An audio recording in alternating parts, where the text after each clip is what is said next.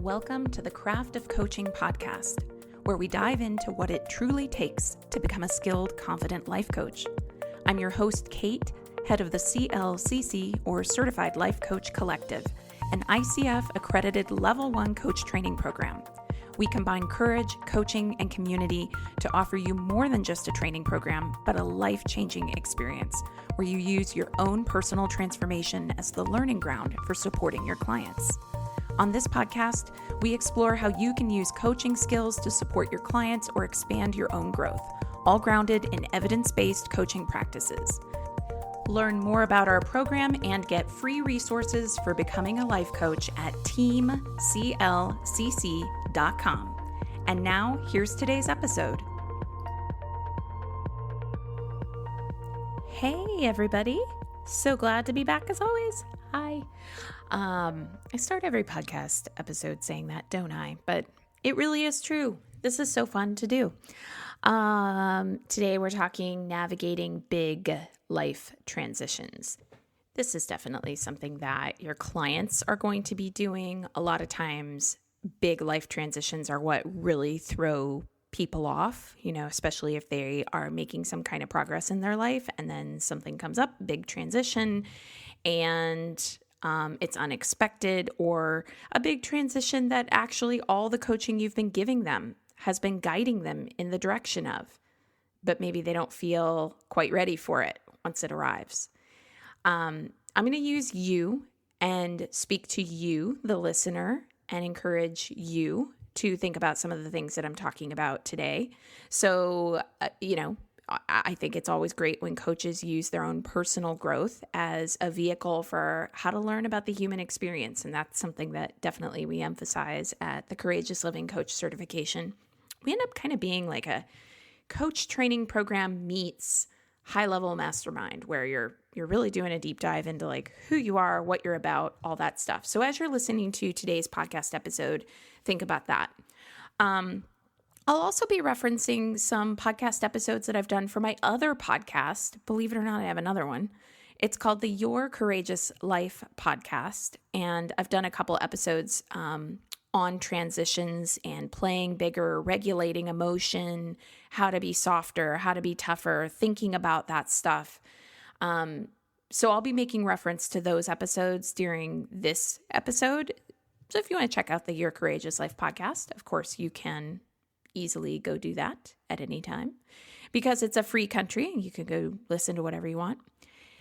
And now let's start getting into those big transitions. And as you are thinking about everything that I talk about in this episode, think about how you might apply it as you work with clients, how you might offer invitations, reframes, structure at the juncture of a big transition that they're trying to navigate, and how applying a little bit of these tools can help make it easier to navigate a big transition. If you're not currently going through a big transition, just think of the last time you went through one, and that will be applicable as well. Because as always, this podcast is about how do we think about the actual craft of coaching so that we can show up in even better ways for our clients.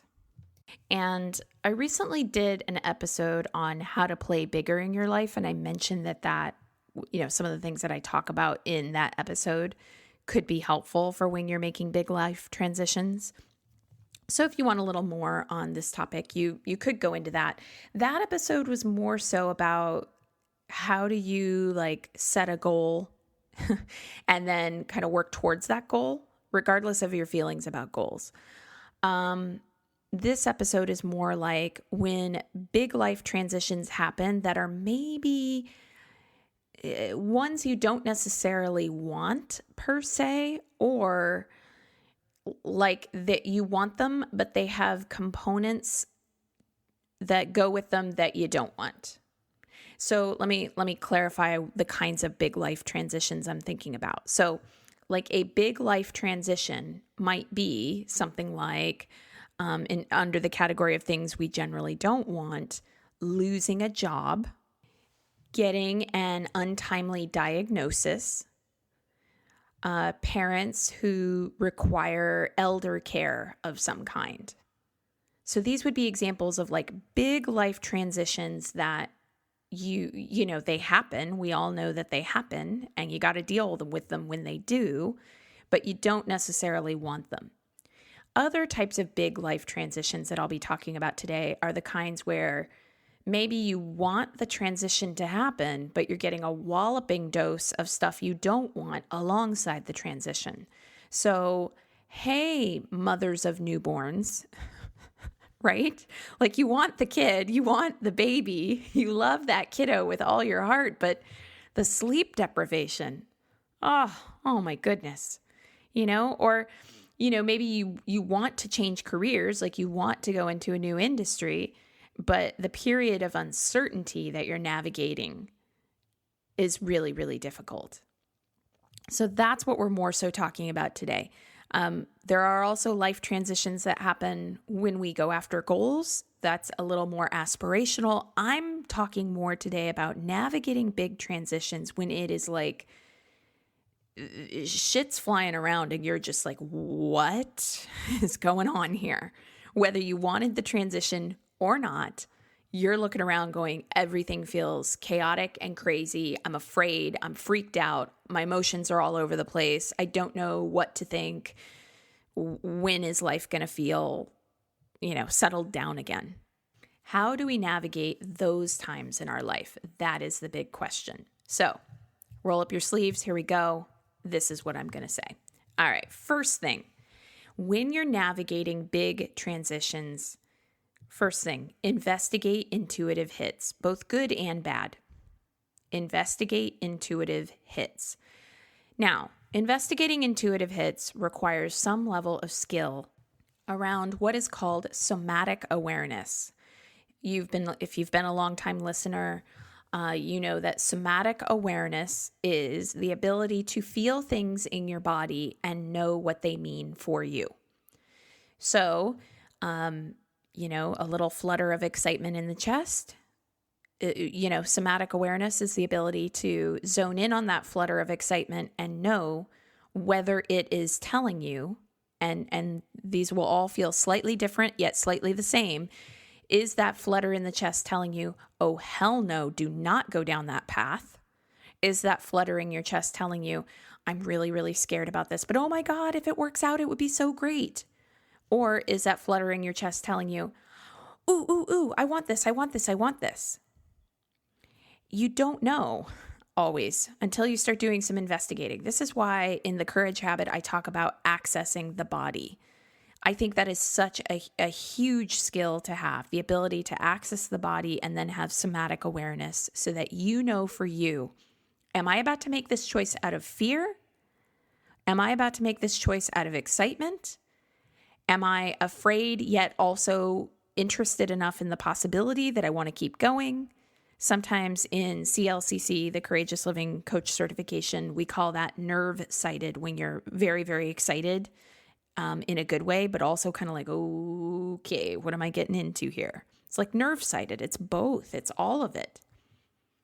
So that somatic awareness happens with time and with practice. And in the Courage Habit, I talk about some tools for accessing the body so that you can get more somatic awareness into your life. It is a skill just like any other. Think of it like learning to play a musical instrument. When you first pick up the instrument, at first your fingers are like, what is even happening here? I don't know how to move. And then with practice, your fingers kind of start to know how to move more. And then of course, the more you practice, the more likely you are to be an absolute virtuoso. So I love the idea that with practice, we can become virtuosos in our own lives around understanding what our somatic awareness is trying to tell us. So the reason that I'm talking about navigating big transitions and investigating intuitive hits is this. Here's what they have in common. We feel so much stress about big transitions when we feel a lot of stuff and we don't know what to do with the feelings. If you work to regulate your emotions, then you will have a much better shot at navigating the transition that is before you without completely spinning out. And as it happens, I have a podcast episode on how to regulate emotions. You might want to tune into that one as well, because it's got some skills there. So this idea, you're navigating a big transition, and as you have intuitive hits, like, ooh, hold on, this doesn't seem like it could, this might not work for this reason. I'm scared. Investigate that intuitive hit. What's going on that I am suddenly scared that this is not going to work? What's going on that I'm freaking out about things I can't control? What's going on that I know the next step I need to take and I'm just not taking it? Just getting curious, investigating these intuitive hits. Also, though, and this is important, investigate the intuitive hits that are good. Investigate the little moments where you're kind of like, I didn't expect that call to arrive during this week. Wow, maybe this is for the best. Oh, well, now that I no longer have that, soul-sucking job and I've gotten fired, I didn't want to be fired, but how interesting that this colleague of mine needs a part-time freelancer in an area that I actually would much prefer to work in. And then this other person needs a freelancer. And then, putting the two together, that's almost my salary. So it's like, I'm not even saying like investigate the intuitive hits, and if it's bad, it's bad, and if it's good, it's good. These things are nuanced. Every big transition is going to have its ups and downs. Absolutely. What I'm saying is investigate them. Get curious about them. Now, I will give you also some insight into my own process with this, because I've teased out in other podcast episodes that we are moving, my family and I, we're moving to a different state. And so we're selling our California home. We're moving to a different state. It is super stressful. And here's what I notice. Might be helpful for you too. If you ask me how I feel about this move at 9 o'clock in the morning, usually I'm like, it's going to be great. I'm sure there will be things that are challenges, but I think it's going to be fine. I see a lot of possibilities on the horizon. I know that I'm going to be sad to leave X, Y, and Z in California, but I will be happy about ABC over in the new location. Well, then ask me at 9 o'clock at night when I'm, starting to get tired and things like that. Well, that's when I'm more likely to be weepy about the things that I'm leaving. And that's when I'm more likely to be like, but I don't know. What if this or that doesn't work out? And have stressed out discussions with my husband. And, it's, and what's the difference between 9 a.m. and 9 p.m.? At 9 p.m., I'm tired. So you investigate the intuitive hits. You don't try to shut down the negative and only focus on the positive. You don't only focus on the negative, thinking that if you just focus on the negative, you'll somehow protect yourself from any unforeseen circumstance. I don't think life works that way. I think when we focus on the negative exclusively, we actually just make ourselves really stressed out. But point being, you get curious about it either way. And in fact, at first, I didn't notice that my mood swings about our move were happening based on the time of day. I just noticed that they were happening. And then I started to get curious about them. And I kept noticing that I was like, okay, at night, I seem to get really stressed about this. Then I have a good night's sleep. I wake up the next day. I'm fine. Yeah. So it's just getting tired and getting afraid and needing to work with that when it comes up. And that's all it is. So navigating big transitions, investigate the intuitive hits, the good and the bad. Next piece for navigating big transitions. Go big picture with your highest hopes and dreams. Go big picture with your highest hopes and dreams. However, I don't recommend going big picture with all the things that could go wrong. It's an emotional regulation technique. It's like, where do you want to put your focus? To me, I don't know how this move is going to go. Obviously, not being a, fortune teller with a crystal ball. And I can't predict the future. I am making the best decision for myself and for my family with the available information that we have. And we have investigated a lot of different possibilities for ourselves, and this is where we landed. We didn't have to move Nobody was forcing us to move. We didn't have a financial situation or a job situation or anything like that that was making us move. It was more like an opportunity presented itself, and we decided to move in that direction. So having decided to move in that direction, now we're in the midst of a big transition, which involves like decluttering and selling a bunch of stuff and finding a new school for my kiddo and walking alongside her as she has feelings come up about it and all the things. So amid all of that, I don't want to go big picture and project out into the future with all the things that could be a disaster. I want to go big picture with my highest hopes and dreams in the hopes of creating that. So I'm going to focus on things like we're going to be saving money, the area that we live in next. And, what opportunities is that going to provide to us? How much more can we give back because we're living somewhere where we're going to save money? What are all the things that become available? There are going to be, we live in Northern California. As a family, we like to hike, and there are a lot of trails in Northern California. And I love that about our life here. And there's a part of me that's very sad about leaving that. And then there's another part of me that's going, but there are going to be new trails to walk that are different than the ones we have here. And there are people we're leaving here, and I'm sad about that. But there will also be new people we'll create new memories with. And there will be a new home to create new memories in. So I'm going big picture with my highest hopes and dreams. So if you have just been handed an awful diagnosis, please go big picture with the possibility for your healing. If you have just been fired, please go big picture with the highest hopes and possibility for what you can create next. In essence, don't start defining your life by predicting a bunch of bad stuff that you think will happen when the story hasn't even been written yet. If you're going to write any story at all, and it's kind of impossible not to, this is where I'm going pragmatic with this. Like we are meaning-making machines. It's what humans do. We do it all day. I do it, you do it, we all do it. Let's make meaning in a really conscious way. Let's not just reactively make meaning by going, oh, something bad happened, or I don't feel good in this moment, so it must mean. That's reactive. Let's slow down. Let's consciously craft the meaning you want to make, because the reality is that you are the one making the meaning. You are the one who decides if it's good, if it's bad, if it's tolerable, if it's not.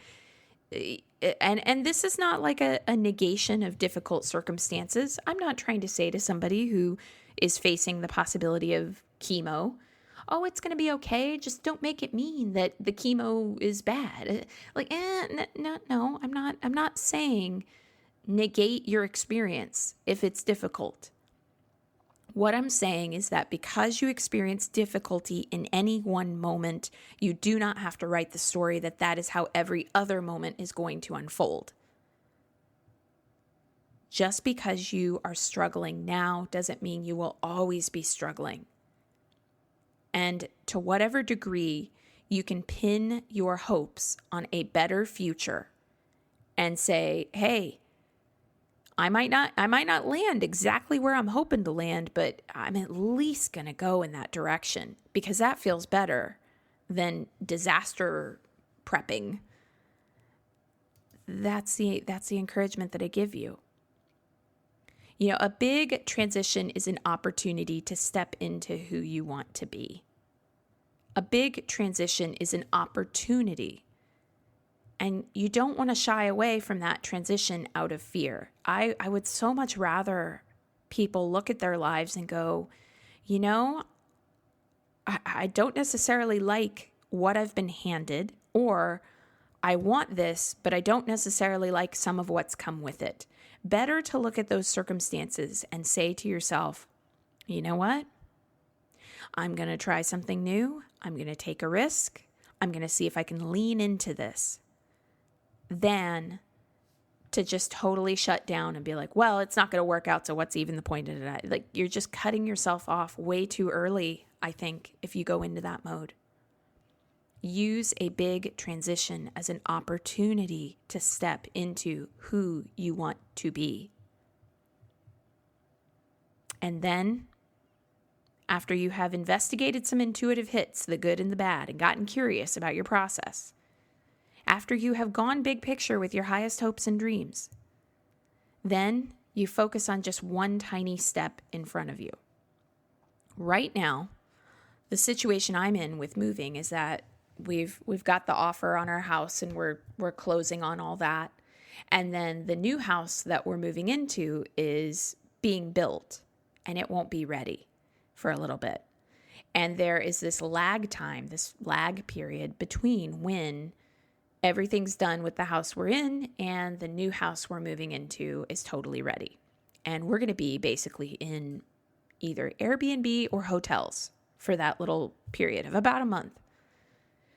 And I got to tell you something. I'm not even thinking about that right now. Like, I'm thinking about it in terms of like, we've put a reservation on an Airbnb so that we have like, somewhere to live. But how that's going to feel, I'm not thinking about that right now. Because that is not my next step. My next step right now is recording this podcast episode. Getting a little work done for my business, having a little fun.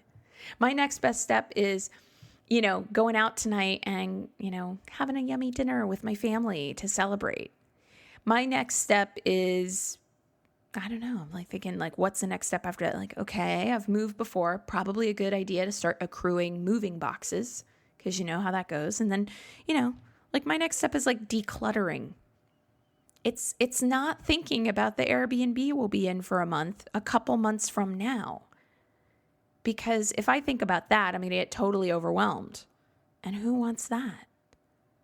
It's like focus on just the next thing. If you are navigating a scary diagnosis, your next thing might just be, let me just wait for the test results. Because worrying about them in the interim isn't going to change what those results are. Your next best thing, if you are a new parent and you are trying to survive sleep deprivation with a newborn, is how do I keep the kiddo alive and get some sleep at the next possible opportunity? That's it. You don't need to worry about when you're going to like deep clean your baseboards in your house right now. It's keep the kiddo alive and get some sleep at the next available opportunity. And of course, knowing that the sleep deprivation doesn't last forever. I remember my sister telling me this side note for all the moms of very young children out there. I had a moment about 3 weeks after my daughter was born where my daughter would not stop crying and I was so sleep deprived, and I called up my sister who had her kid a couple years before I had my kid.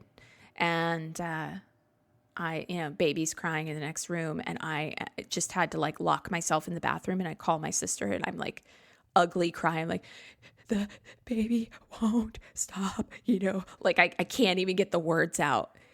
And I remember her saying to me, oh, honey, the sleep deprivation, it's going to end. Hey, if the sleep deprivation didn't end, nobody would ever have kids and nobody would ever have another one, and that like just sunk in there with me like, oh yeah, if this was all there was to parenting, humans would have died, we would have been wiped off the planet. And or nobody would ever have a sibling because it would be too awful to ever contemplate having another baby. So this is survivable. I will get through. So, if you're navigating that, you're going to get through. If you are walking through a big transition that is coming with a lot of different stress, whatever that transition is, it comes back to some of the same essential elements. And you're going to be really overwhelmed if you're trying to think 10 steps ahead, because the fact is that the variables can change in ways that you can't predict. But if you just focus on the next step, and then the next step, and then the next step, you will make it through. And I know, man, do I know, feelings are intense.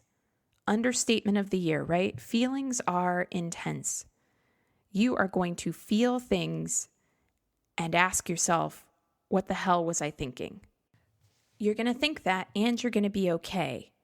And the more you get curious and investigate the things that you feel and develop that somatic awareness, the more it will become abundantly clear to you that over and over and over, the feelings might be intense and they might feel so real, but that they don't have to write your story for you. You are the one who gets to say how your life is going to go. You are the one who gets to decide, this is my opportunity to choose who I want to be. You are the one who gets to look around at what might seem initially like two narrow options and then go, well, if I totally think outside the box, if I decide that there's some opportunity in here for me that I might not have even previously considered, what might that be? Those are all choices that you can make. And that doesn't mean that you won't have moments of really feeling like, hey, when things suck, they suck. They do. Feel the suckage. Feel it. You're going to be angry or frustrated or sad or grieve. And you're going to survive it. You're going to so survive it. So I am sending you so much love as you're navigating a big transition and reminding you that, the story just isn't written yet. You don't know how it's all going to play out, and that's okay. And in fact, it might even play out better than you ever could have hoped for. It remains to be seen. Meanwhile, in the midst of the transition, you do yourself a huge favor and you really reduce the stress in your life when you navigate big transitions like anything else in life. You investigate those intuitive hits. You go big picture with your highest hopes, dreams, possibilities. You focus on just one tiny step. And you decide to use this as an opportunity to step into who you want to be in the world and in your life. All right, hopefully that is something that you'll noodle on, think about, and then next time you have a client session where a client is trying to navigate a big transition, it's like, okay, how can we break this down into a couple of different pieces? How can we get curious about your intuitive hits? How can we navigate this together in a way where it's like we put the hope on the big picture, the big vision, and then we just pick a manageable piece as a first step forward. All right, that's it for today's episode. Thank you so much for listening. Before you go, would you help us out and take a moment to give us a rating in iTunes, Spotify, or wherever you're listening? It really helps us get the word out to other listeners. And before you go today, would you like free resources to support your coaching journey? Whether you're considering becoming a coach or you want advanced coach skills training, access our coaching resource library at teamclcc.com. Again, that's teamclcc.com. Can't wait to connect with you. And again, thanks for listening.